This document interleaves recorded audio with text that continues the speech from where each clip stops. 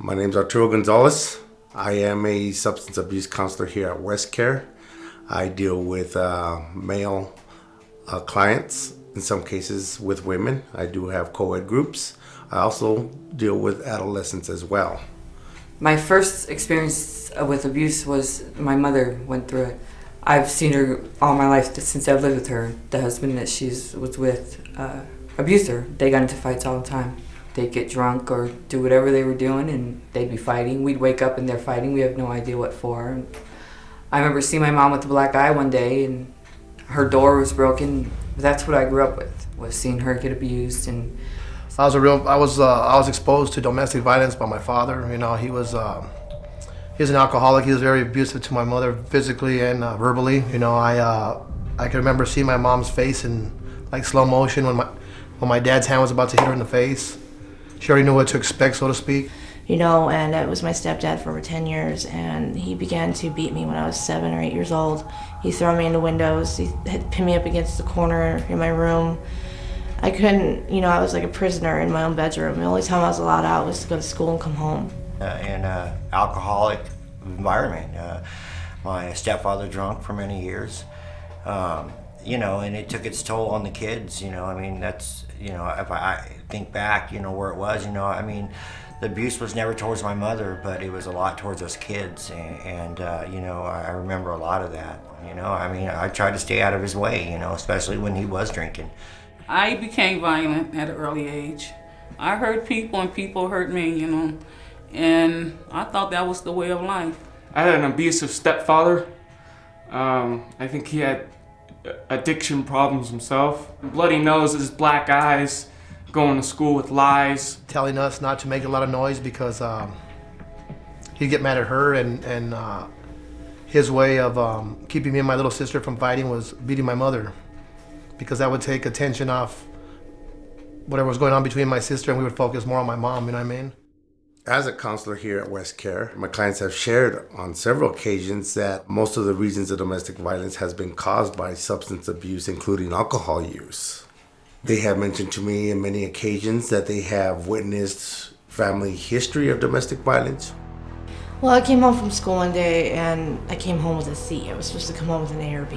And he didn't like that very much, and so he told me to go to my room, and so I was unpacking my backpack, getting ready to do my homework in my room, and he comes in and he says, you know what, he called me all these dirty names and stuff, and he picked me up and threw me in my bedroom window. And I have a scar right here on my forehead with a piece of glass still in it from that.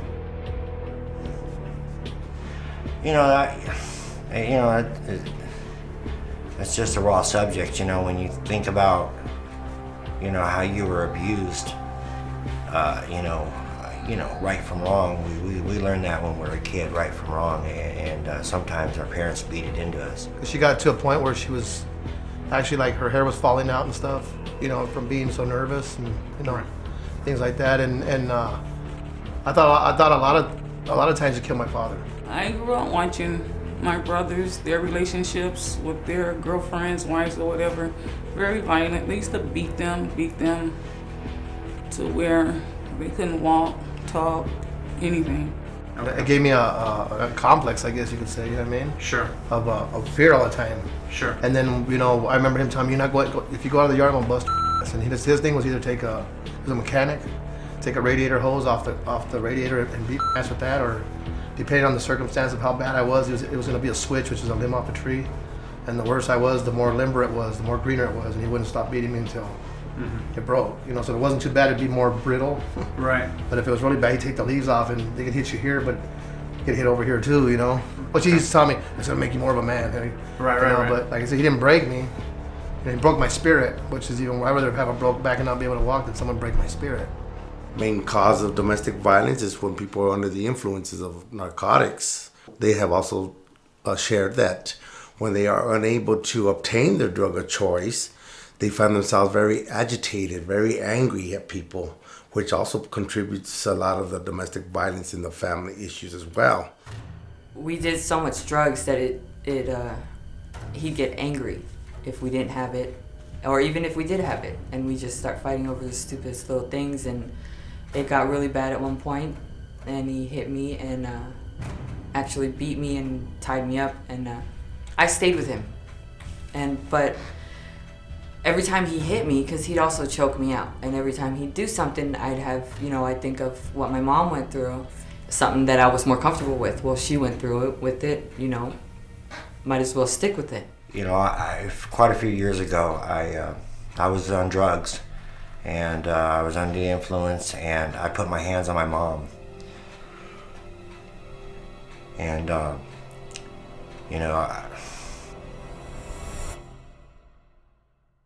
the lack of coping skills.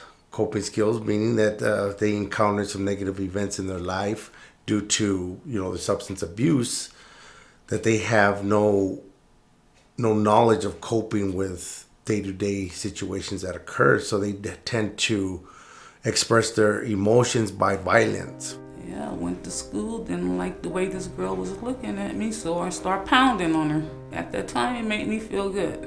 One thing I can recall, one incident particularly was when I came home from work and she just got done mopping the floor, and I noticed her mopping, and I know she wanted me to praise her, but I walked in and I had my boots all full of oil, and I just put my feet right on the floor, and she goes, "I just mopped the floor." And I go, "That f***ing job is just to mop the f***ing floor. That's what you're here for."